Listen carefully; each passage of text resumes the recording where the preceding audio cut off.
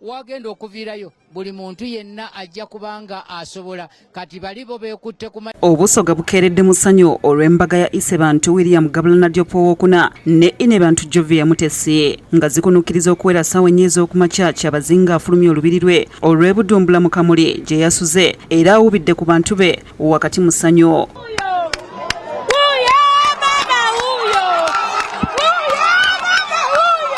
Inye emmotoka ye ey'obwakyabazinga okwolekera Lutikko e Bugembe era abadde mu luseregende lwa mmotoka ezitemya ng'omuntu.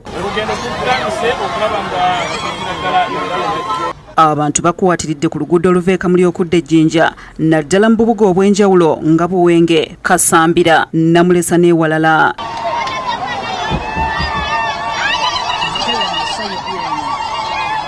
Kyabazinga Gabula ku Lutikko e Bugembe atuuseyo ku ssaawa 6 ez'omutuntu ng'anekaanekanye mu gganduula ery'Akakobe.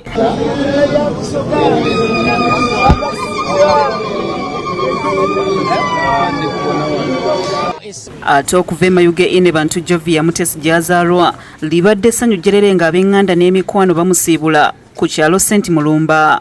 Basoose kukola mikolo egy'obuwangwa mwe bamukwasirizza ebintu omuli obwambe, obusero n'obuwempe nga bwe guli mu buwangwa bwa Busoga wabula kino bakikoze oluvannyuma lw'okusaba.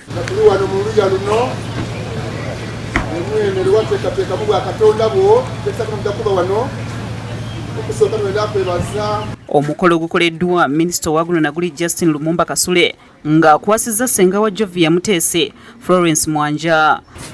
Senga tunono olusolobya ebigogo so olina okutaamu omuti ng'otuuse wabanga osolobya ebigogo byabanga binyirira bulungi.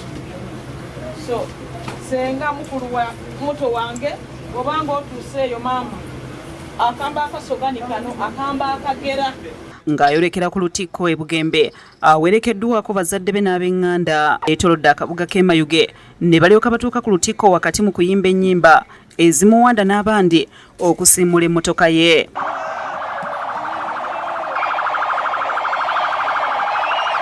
Wakati mu byokwerinda bamwolekezza e Bugembe gy'asanze yise bantu ng'amulindiridde.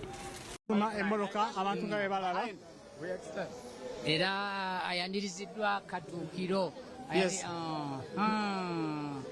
ekyo obwedda abantu kye balinda okulabako. Download the app on App Store or Google Play Store now.